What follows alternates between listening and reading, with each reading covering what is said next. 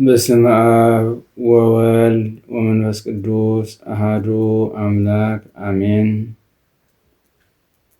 ዝተኸበርኩምን ዝኸበርክንን አቦታተይን አደታተይን አሕዋተይን አሓተይን ከምኡውን ህፃናት ሙሉ ዓለም ትርከቡ ህዝበ እግዚአብሔር ምእመናን ምእመናት በብዘለኹሞ ዓዲ ሰዓት አቆጣጠራ በክርስቶስ ፍጹም ሰላም እብለኩም ኣለኹ።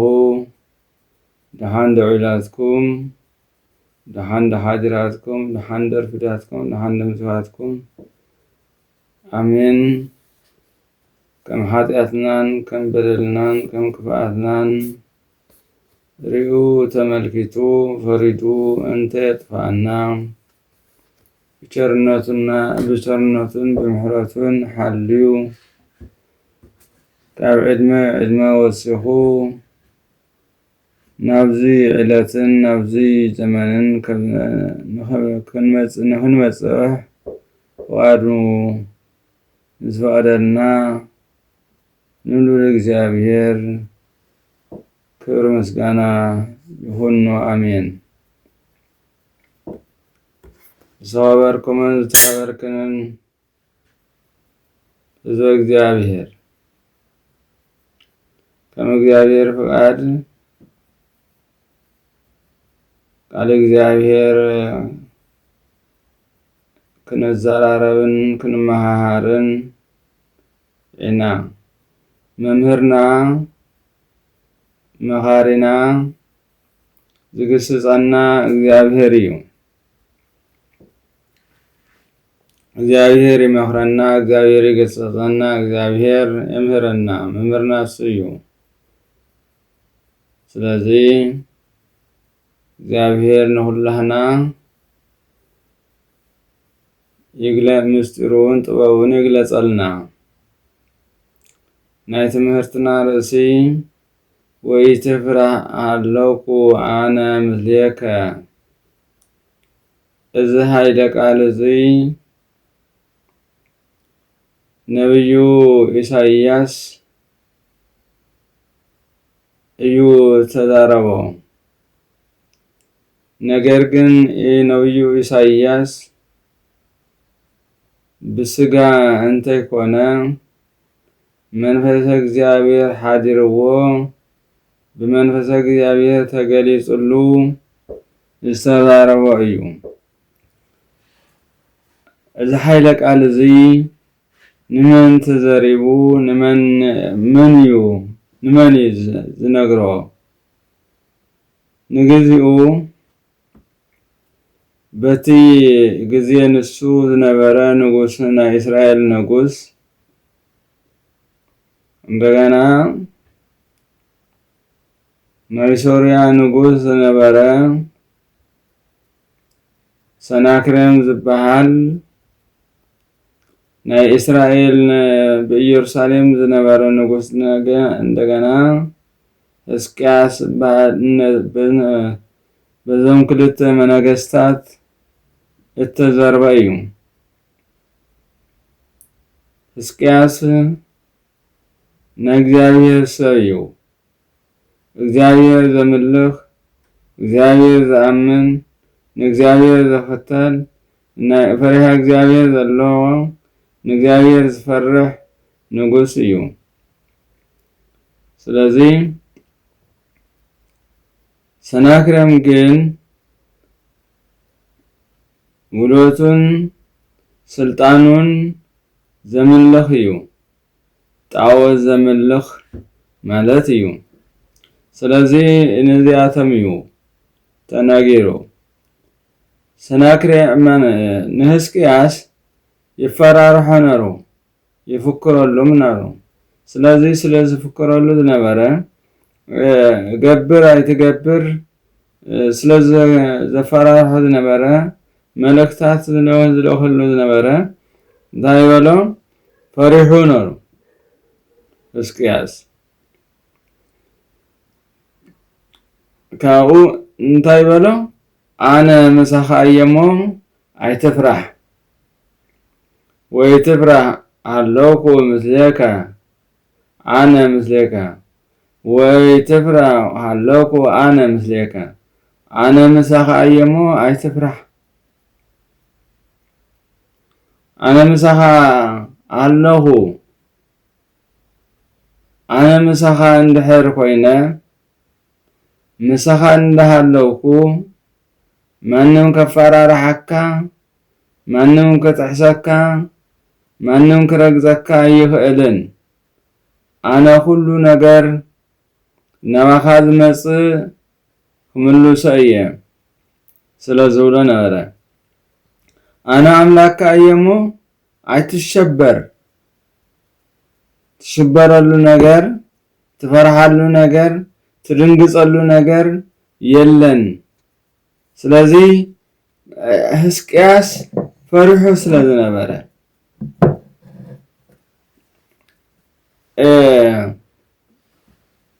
ሰናክሬም ደብዳቤ ጽሒፉ እቲ ከድሕነኒ እትብሎ ተድሕኑካ ክርእየካ እየ ኣነ መፅኤ ክወረካ እየ ክጭፍልቐካ እየ ይብሎ ነሩ ስለዚ ሕዝቅያስ ግና ናይ እግዚአብሔር ቅዱስ ስሙ ዝጽዋዓሉ ቦታ እግዚአብሔር ዝምለኸሉ ቦታ ናይ እግዚአብሔር ቅዱስና ዝንገረሉ ቦታ ከም ሰናክሬም ዝበለ ከመይ ረግጾ ስምካ ፀውዑ ተጻረፈ ስመ እግዚአብሔር ይጻረፍ ነሩ ኢየሩሳሌም ከፍረስ ኢሉ ኣብ ልዕሊ ጽዮንን ርእሱ ይንቕንቕ ነሩ እዚታት ስለ ዝገበረ ናብ እግዚአብሔር አመልኪቱ ናብ እግዚአብሔር ከመልክት ተሎ ግን ሰናክሬም ናብ ኢየሩሳሌም ክረግጽ የብሉን አረመኔ እዩ ዘምልኮ ጣዖት እዩ ንእግዚአብሔር ዘየምልኽ ስመ እግዚአብሔር ዘይጽውዕ ንእግዚአብሔር ዘይሰግድ ከም ብኸመይ ንስኻ ትምለኸሉ ንስኻ ትጽውዓሉ ንስኻ ትቅደሰሉስ ንስኻ ንዓኻ ዘይጽውዕ ንዓኻ ዘየምልኽ ንዓኻ ዘይሰግድ ናብዚ ከመይ ልይኣቱ እዩ ዝብሎ ነሩ ኢሉ ናብ ቤተ እግዚአብሔር ሕዝቅያስ ናብ ቤተ እግዚአብሔር ናብ ቤተ ክርስቲያን ናብ ቤተ መቅደስ አትዩ ልብሰ መንግስቱን አውጽዩ ቀዲዱ ልብሱ ቀዲዱ ይብል ልብሱን አውጽዩ ቀዳድ ክዳን ተኸዲኑ ብርእሱ ሓመድ ነስኒሱ ሓመድ ደሮና ገሩ ናብ እግዚአብሔር ምብካይ ጀሚሩ ንእግዚአብሔር ለሚንዎ ካብኡ እግዚአብሔር ዝለመንዎ አይሰምዕን አይብልን ዝነገርዎ አይምልስን አይብልን ወዲያው እግዚአብሔር ሕዝቅያስ ዝለመነው ለመና በነብዩ በቲ ዓብይ ነብይ ተባለ ቅዱስ ኢሳይያስ ወይትፍራሕ ኣለኩ ኣነ ምስሌከ ኣነ ምሳኻ እየሞ ኣይትፍራሕ በሎ ኣይትድንግጽ ክንዳይ ዝኾን ኣነ ኣምላኽካ እየ ኣነ ዝሕልወካ እየ ኣነ ዘድሕነካ እየ ኣነ ካብ ክፉእ ነገር ዝስውረካ እየ ስለዚ ኣይትፍራሕ ሰናክሬም ዝፈከሮ ሰናክሬም ዝጸረፎ ጸርፊ ከምቲ ዝወጻሉ እልል እናተባህለሉ ዝወፀ ከምኡ ኣይኮነን ዝምለሶ ስለዚ ንስኻ ኣይትፍራሕ እዩ ዝበሎ ንሕና እውን ኣብዚ ሕዚ እዋን ፈሪሕና ኢና ተጨንቅና ኢና ታይኮይና በቲ ቦታታት ተኸቢብና ተዓጺና ስለዚ እንታይ ኮን ንኸውን ኢልና ፈሪሕና ኣለና ስለዚ ፈራሕና ስለዚ ደንገጽና ስለተሸበርና እግዚአብሔር ደሞ አነ ምሳኻትኩም እየ አነ ምሳኽ እየ አነ ምሳኻ እየ አነ ምሳኻትኩም እየ ዝብል ድምፂ ይስማዓና ኣይትፍርሑ ዝብል ኣይትደንግጹ ዝብል ኣይትሸበሩ ዝብል ድምፂ ይስማዓና ስለዚ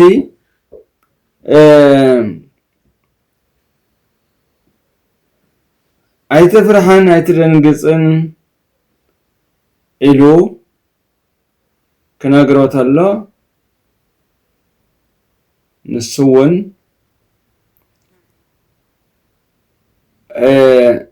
ኣብዚ ግን ክንሪኦ ተለና ሕዝቅያስ ንኢየሩሳሌም ከይረግጻ እዩ ተዛረበ ሰናክሬም ኣብ ኢየሩሳሌም ከይኣቱ ሰናክሬም ናይ ኢየሩሳሌም ቦታ መሬት ከይረግጽ ሰናክሬም ናይ ኢየሩሳሌም ገንዘብ ከይበልዕ ሰናክሬም በኢየሩሳሌም ከይርአ እዩ ዝለመነ በዚህ ግን ሰናክሬም ክንሪኦ ተለና ውስጡ ምስጢሩ ግን ሕዝቅያስ እንደ ኢየሩሳሌም ሰናክሬም እንደ ዲያብሎስ ኮይኑ ተዛሪቡ ሕዝቅያስ እግዚአብሔር ዘምልኽ እግዚአብሔር ዘቅድስ እግዚአብሔር ዘኽብር ንእግዚአብሔር ዝሰግድ እዩ ሰናክሬም ድማ ካብ እግዚአብሔር ሕጊ ዝወፀ ምን ኣለኒ ዝብል ዓመፀኛ ካብ እግዚአብሔር ዘይምልኽ ጣዖት አምልኮ ዝነበር እዩ ስለዚ ዲያብሎስ ናሃተይ ሰውነት ኢየሩሳሌም ናሃትካ ቤተ መቅደስ አንስኻ ትምለኸሉ ንስኻ ትስገደሉ ንስኻ ትኸብረሉ ንስኻ ትቀደሰሉ ቦታ እዩ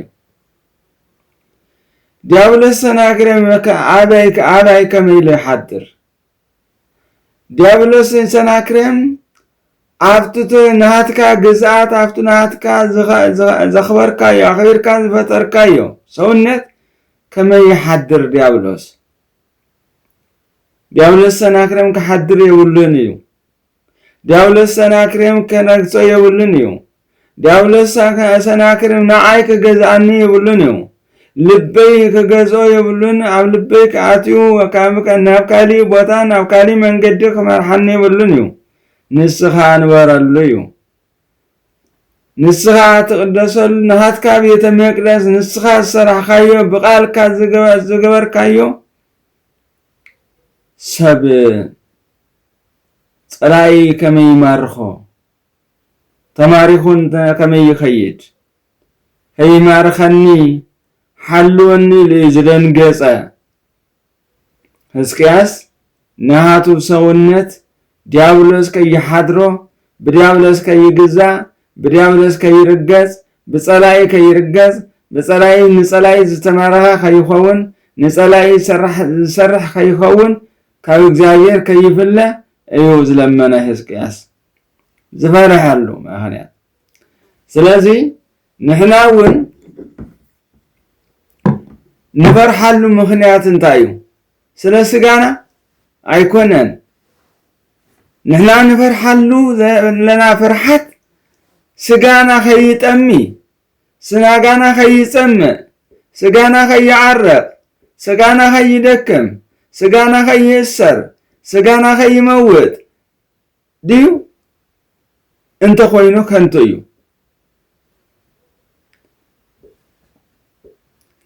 ነገር ግን ነፍስና ካብ ክርስቶስ ከይትፍለ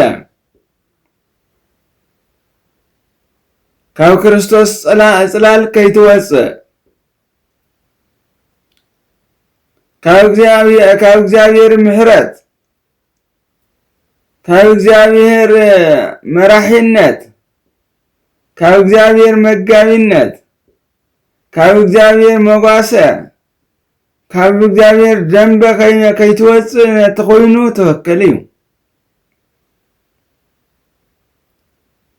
ካብ እግዚአብሔር ደንበ ከይንወፅእ እግዚአብሔር ክሕግዘና ክሕልወና ንልምን ተኾይና ሓቂ እዩ። ዲያብሎስ ከይማርኸና ከይሕዘና ከይኣስረና ከይወስደና ከየጥፋአና ከይቀትለና ንበረህ ተኾይኑ ተወከል እዩ።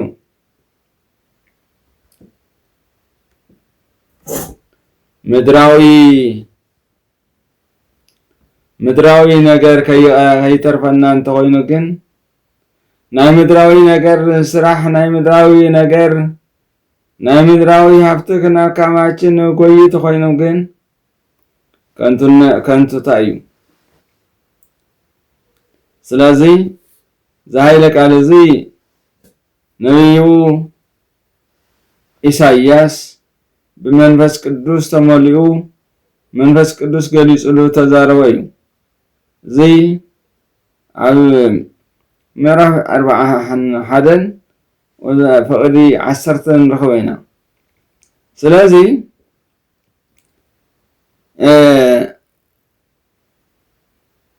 በታለይቲ እቲኣ ድማ እግዚአብሔር ንይስሐቅ ተራእዮ ተዛረበውን ከምዚ እውን በሎ ኣነ ኣምላኽ ኣቦኻ አብርሃም እየ እሞ ኣነ ምሳኻ እየ እሞ ኣይትፍራሕ በሎ። እዚ ኣብ ዘፍጥረት ምዕራፍ 26 ፍቅዲ 24 ንረኽቦ።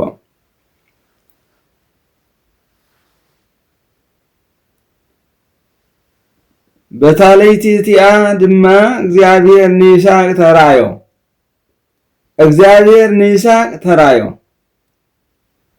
ተዛረበውን ከምዚ እውን በሎ ኣነ ኣምላኽ ኣቦኻ አብርሃም እየ ኣነ ምሳኻ እየ እሞ ኣይትፍራሕ። ኣምላኽ ኣቦኻ አብርሃም እየ ንአብርሃም ዝሃብክዎ ዝተዛረብክዎ ክፈጽም እየ።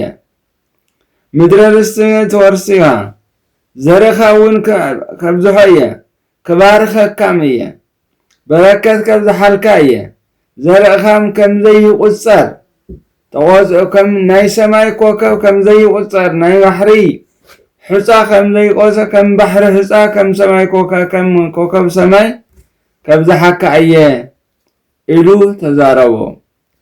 ኣይትፍራሕ ንእሽተ እየ ኣናሳ እየ ኢልካ ኣይትፍራሕ ኣነ ከብዝሓካ እየ ክባርኸካ እየ ናይ ኣቦኻ ናይ አብርሃም ኣምላኽ ኣነ እየ ምሳኻ እየ እሞ ኣይትፍራሕ በሎ።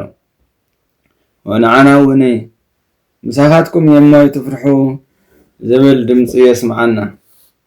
ስለዚ እግዚአብሔር ምስኣቶም እንድሕር ኮይኑ ዘፍርሖም ነገር የለን። ሓያል እዩ። ሓይሉ ንሰብ ዝህቦ ዘይኮነስ ካሊእ ዝህቦ ዘይኮነ ናይ ባህሪ ሓይሊ እዩ። ህገቦ ክብል ተሎ ሰራዊት እየሎ ካሊእ እየሎ ኩሉ ነገር ይገብሮ ዝሰኣኑ ነገር ስለዚ የለን። ስለዚ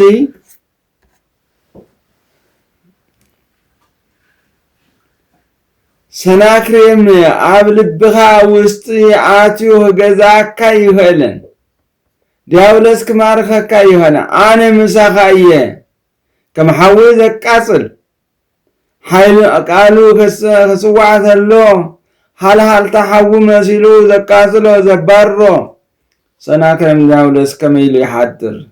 እግዚአብሔር ዝሓደሮ ሰብ ኣብ እግዚአብሔር ዝሓደሮ ሰብ ዲያብሎስ ክሓድር ሰናክሬም ዲያብሎስ ክሓድር ኣይኽእልን። ብዙሓት ሰናክሬማት ኣለዉ። ኣብዚ እዋን እዚ ብዙሓት ሰናክሬማት ኣለዉ። ንሰብ ወዲ ሰብ ካብ እግዚአብሔር ክፈልዩ ካብ እግዚአብሔር ሕጊ ከውፅኡ ካብ እግዚአብሔር ጽላል ከውፁ ካብ እግዚአብሔር አምልኮ ከውፁ ዝጽዕሩ ብዙሓት ሰናክሬማት ዲያብሎስ አለው። ካብኣቶም ግን እግዚአብሔር ይሰውረና።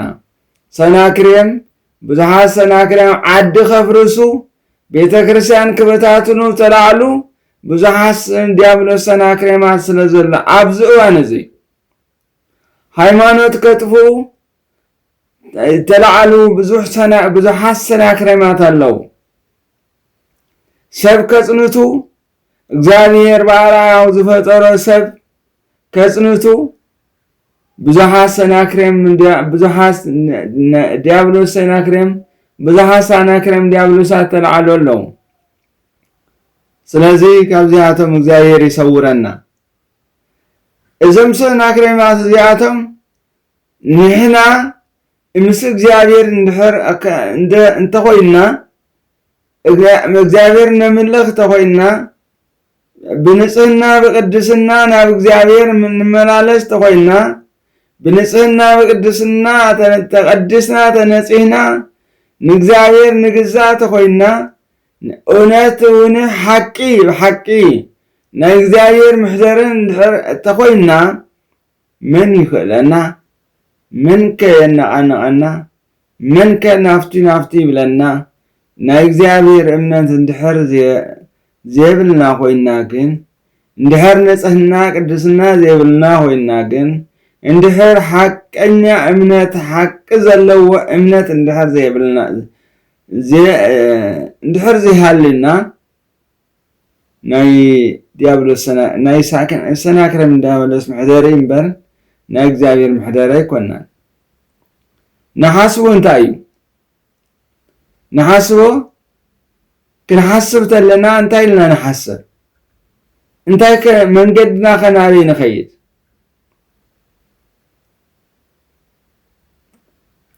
ንዕርክትና ንቤተሰብና ነቦና ነዴና ንሓውና ንሓፍትና ንሰበይትና ንሰብኣይና ንደቅና ንሃይማኖትና ንዓድና እንታይ ንሓስብ?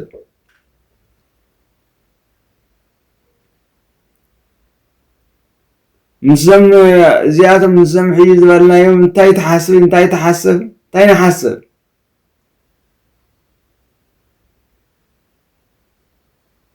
እግዚአብሔር ምሳና ክኸውን እንታይ ምግባር ኣለና? ዓርሲ ብዓርስና ክንፋቐር፣ ዓርሲ ብዓርስና ክንፋቶ፣ ዓርሲ ብዓርስና ክንተሓጋገዝ፣ ዓርሲ ብዓርስና ክንተኣማመን፣ ዓርሲ ብዓርስና ክንደጋገፍ እዩ።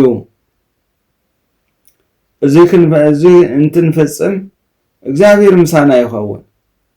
እዚ እንትንገብር እግዚአብሔር ምሳና ይሆን። ኣብ ፍቅሪ እግዚአብሔር ኣሎ፣ ኣብ ሰላም እግዚአብሔር ኣሎ፣ ኣብ ሓድነት እግዚአብሔር ኣሎ፣ ኣብ ምትሕልላይ እግዚአብሔር ኣሎ፣ ኣብ ምድግጋፍ እግዚአብሔር ኣሎ። ኣብ ጽልኢ ግን እግዚአብሔር የለን። ናይ ጸልኢ ጎይታ ኣይኮነን እግዚአብሔር። ናይ ጽልኢ ጎይታት ኣይኮነስ ናይ ፍቅሪ ጎይታ እዩ። እግዚአብሔር ክነብረና እንድሕር ኮይኑ ምስ እግዚአብሔር ክንነብር ተኾይና ምስ እግዚአብሔር እውን ምሳና ክነብር ተኾይኑ ክንፋቐር ኣለና፣ ሓድነት ክንሕዝ ኣለና፣ ክንተሓላለ ኣለና፣ ክንደጋገፍ ኣለና፣ ክንተሓያገዝ ኣለና። ስለዚ ከምዚ እንድሕር ኮይኑ እግዚአብሔር ምሳና ኣሎ ማለት እዩ።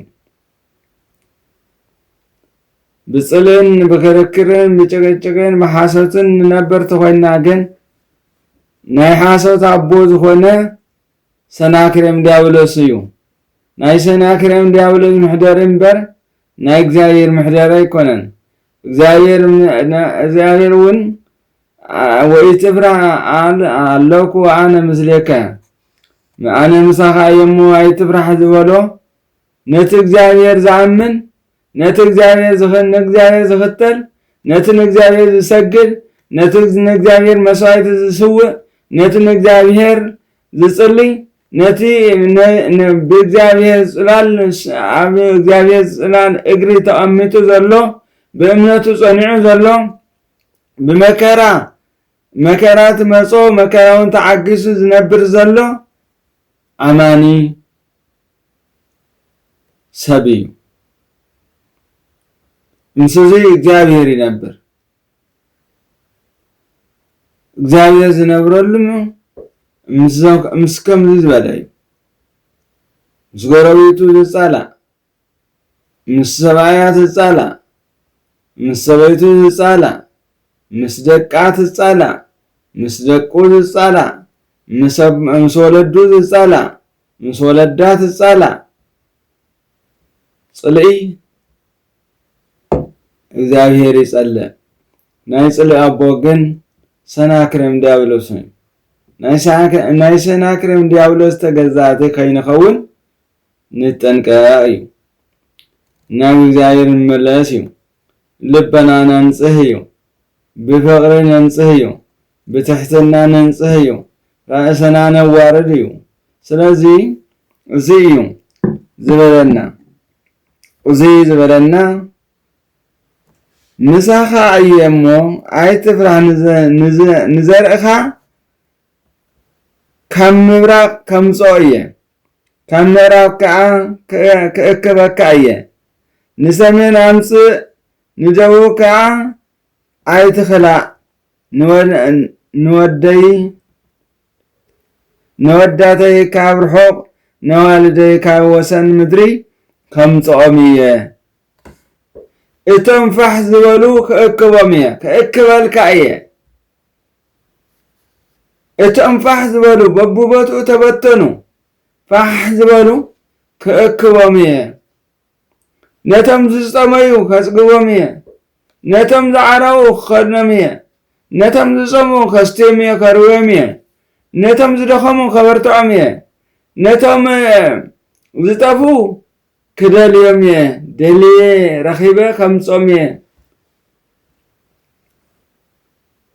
ኢሉ ነቦና ይስሐቅ ተዛረቦ ነቲ ብስመይ እተጸውዐ ዘበለ ኩሉ ንኽብረይ ዝፈጠርክውን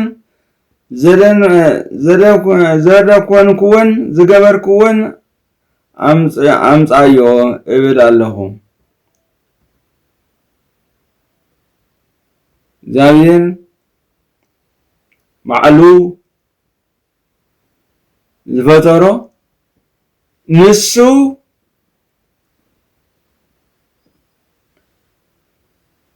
ንዓይ ምሕደር እየ እዩ ህዝበ እዩ ደቀ እዮም ኣነ እውን ኣቦኣቶም እየ ኣነ እውን ደቀይ ንሳቶም እውን አቦና ኢሎም ይጽውዑኒ ይብል ኣይትፍራህ ዝነኽኣካ የለን ኣይትሸበር ኣይትደንግጽውን በለው ስለዚ ምፍራሕን ምድንጋጽን የብልናን ምስ እግዚአብሔር ዝኾነ ሰብ ኣይድንግጽን ኣይፈርሕን ዘፍርሖ የለን ሙሉእ እዩ بملو عتقي زعاتق سراويت مالتيو እግዚአብሔር እምነቱ ምስ እግዚአብሔር ገሩ በንጽህና በቅድስና በልውህና በፍቅሪ በሰላም በሐድነት ዝነብር ተኮይኑ እግዚአብሔር ዘአምን ተኮይኑ ሰውነቱ አንጽሁ ስጉ አንጽሁ ነፍሱ አንጽሁ ንጽሐ ልቦና እንደህረ መጽሑ እግዚአብሔር ማአው እንደሓነ ሓዲሩ ምን ይነኽኦ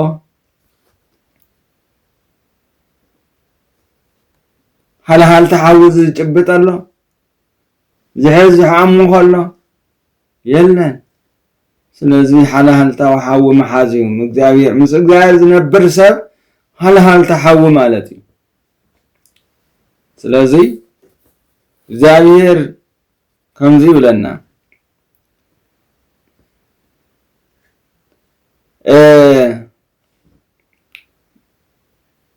منتي كنا قفكا أنا مساخا يموم عيت فرحا يوم يبل እግዚአብሔር منت خنا قفكا كاو كل نجار حرخا وصاكا ምንትይ መንገድኻ ብርሃን ክገብረልካ ምንትታ ትነብረላ ምድሪ ነፃ ክገብረልካ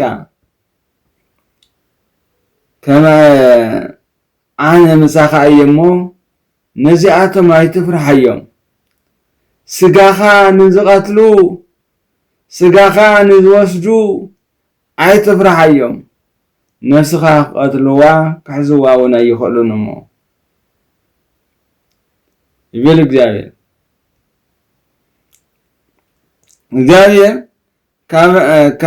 እግዚአብሔር ከዓ ኢዱ ዘርግሐሞ አበይ ተንከየ በላ ኢሳያስ እግዚአብሔር ከዓ ኢዱ ዘርግሐሞ አበይ ተንከየ እግዚአብሔር ድማ ነው ቃላተይ አብ አፍካ አንብር ኣለሁ እግዚአብሔር እንታይ ልዎ ንነብዩ ኤርምያስ ምዕራፍ 1 ቁጽር 8 ንረኽቦ ምንት ከናገፈካ አነ መሳኻ እየሞ ኣይትፍርሐዮም ንስኻ እንደገና እግዚአብሔር ከዓ ኢዱ ዘርግሐሞ አበይ ተንከየ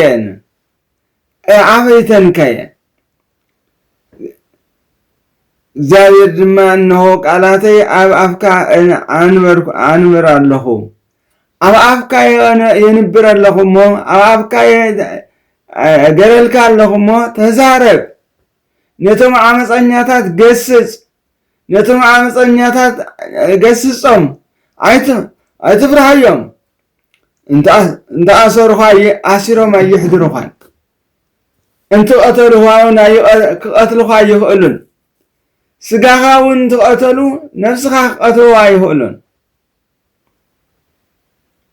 ስለዚ ኢሉ ዘርግሑ ኣበይ ነኽኣኒ ኣበይ ተኣሳሰረ ዝነበረ ኣበይ ክፍታሕ ቃሉ ክዛረብ ነቶም ዓመፀኛታት ነቶም እምቢተኛታት ንእግዚአብሔር ዘየምልኹ አምልኮት ሓሰት ዝዛረቡ ንዓቶም ክግስጽን ከምህርን ኣበይ ተንከየኒ እሞ ቃሉ ንሕደረለይ ብኣበይ እውን አንበረለይ ብኣፍካ አንቢረ ቃለይ አንቢረዮ ኣለኹ ሞተዛረብ ኢሉ ምዝራብ ጀመረ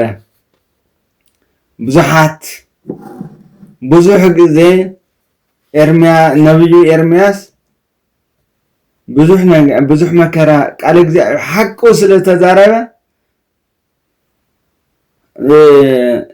ብዙሕ ጊዜ ማእሰርቲ ብዙሕ ጊዜ መግረፍቲ ብዙሕ ጊዜ መከራ በዝሕዎ እዩ እቲ መከራ ግን እግዚአብሔር ምስኡ ስለዝነበረ ኣብ ኣዘቅቲ ኣብ ጉድጓድ ኢትዮሞስ ካብ ጉድጓድ ዘውፅኦ እግዚአብሔር እዩ ምንም ኣሲሮም ኣፉ ክኣስርዎ ይኽኣሉ ኣብዚ ሕጂ እዋን ዘለዎም ደግሞ ሓቂ ዝምስክር ሓቂ ዝዛረብ ብዙሕ መከራ ኣለዎ ብዙሕ መከራ የብፅሕሉ እምበር ምንም ዋላ ሓንቲ ነገር ክገብርዋ ይኽእሉን ስለዚ ስለዘይከኣሎም ምስ መን ስለዝኾነ ምስ እግዚአብሔር ስለዝኾነ ምስ መን ስለዝኾንኪ ምስ እግዚአብሔር ስለዝኾንኪ ምስ መን ስለዝኾንካ ምስ እግዚአብሔር ስለዝኾንካ ምስ መን ስለዝኾንና ምስ እግዚአብሔር ስለዝኾንና ግን ምስ እግዚአብሔር ይኹን መንገድና ካብ እግዚአብሔር ዝተፈለየ ካብ እግዚአብሔር ዝወፀ ካብ እግዚአብሔር ጽላል ዝወፀ ምንም የለውም ስለዚህ ሕዝቅያስ ናብ ቤተ እግዚአብሔር አትዩ ልብሰ መንግስቱ አራጊፉ ሐመድ ትቢያ ነስኒሱ ናብ ቤተ እግዚአብሔር አትዩ ምስበኸየ ሰናክሬም ዲያብሎስ ግን ናብ ኢየሩሳሌም ከኣቱ ኣይከኣለን መፅኡ ገስጊሱ በቲ ዝመፀሉ መንገዲ ግን ተዋሪዱ ሰራዊቱ ኣብ መንገዲ ተራጊፎም 185,000 ሰራዊት ሒዙ መፅኡ ነሩ ሓደ እኳ ሒዙ ኣይተመለሰ እሱ በይኑ ዕርቃኑ ተመልሱ ኣብ ዕርቃኑ ምስ ተመለሰ ደግሞ ኣብ ገዙ ምስ ኣተወ ደቁ ሰራዊትካ ወዲኻ መጽኻስ ንስኻ ምስ መን ክትነብር ኢኻ ኢሎም ብሰይፊ ቆሪፆም ቀትሎም እዮም። ከንቱ ሞት ሞት እዩ። ስለዚ ህዝቢ እግዚአብሔር ንሕና ኣበይና ዘለና? ምስ ሕዝቅያስ ዲና ዘለናስ ካብ ሕዝቅያስ ወፂና ናይ ሰናክሬም ዲያብሎስ ሓሽከራት ኢና ኮይና ዘለና? ምስ መን ኢና ዘለና? ምስ መን ንነብር? እንታይ ንሓስብ? እንታይ ከንገበር? እንታይ ከንለምን? ኣብዚ እዋን ምስ እግዚአብሔር ምዃን የድልየና።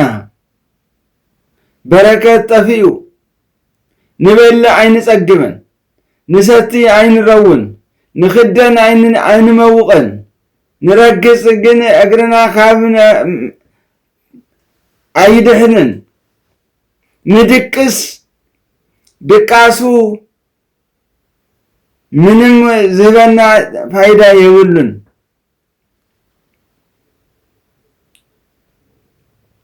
እንታይ ስለ ዝኾነ በረከተ እግዚአብሔር ካባና ስለ ዝረሓቐ፣ ናይ እግዚአብሔር ምሕረት ካባና ስለ ዝረሓቐ ብዙሕ ንበልዕ እሞ ኣይንጸግብን፣ ብዙሕ ንኽደን እሞ ኣይንመውቕን፣ ብዙሕ ንሰቲ እሞ ኣይንረውን። እግዚአብሔር ዘይብሉ ምግቢ እኳ ኣየጽግብን፣ እግዚአብሔር ዘይብሉ መስተ እኳ ኣየርውን፣ እግዚአብሔር ዘይብሉ ድቃስ እኮ ምንም ደስታ ሓጎስ የብሉን፣ እግዚአብሔር ዘይብሉ ዕረፍቲ ምንም ኣይሐጉስን። እግዚአብሔር ብዙሕ ገንዘብ ንእክብ፣ እቲ ገንዘብ ግን በረከት የብሉን። እንታይ ስለ ዘለዎ? ናይ እግዚአብሔር ስም ኣይተጸዋዕሉን እያ። እግዚአብሔር የብሉን፣ ናይ እግዚአብሔር በረከት የብሉን። ስለዚህ በዚህ ብዙሕ ብሚልዮናት ንእቱ በዚህ ብደሞ ተይፈለጥና ይወፅእ ይጠፍእ። ለምዝራእናዮ ጽባሕ ኣይንረኽበን። ስለዚህ ናብ እግዚአብሔር ንመለስ፣ ንእግዚአብሔር ንፍራሕ። እግዚአብሔር እንደገና ካብ ዝመጸና መከራ ሁሉ ከድሕነና ምእንታን እዩ። ስለዚህ ትምህርትና ወይ ትፍራህ ሃለውኩ ምስሌከ ይብል ግን ተኸታታላይ እዩ። ይቕጽል ቀጻላይ ካብዚ ተበጊስና ክንመሃሃሪና ስለ ዝነበረና ሰዓት ስለ ዝነበረና ስለ ተኸታተልኩምኒ ስለ ዘዳመጽኩምኒ የመስግን። እግዚአብሔር ይባርክኩም፣ እግዚአብሔር ይቀድስኩም፣ እግዚአብሔር ቸርነቱን ምሕረቱን ይርሃልኩም። በሰላም ሰላም እግዚአብሔር ከናኩም ኩላትኩም ይሁን። አሜን።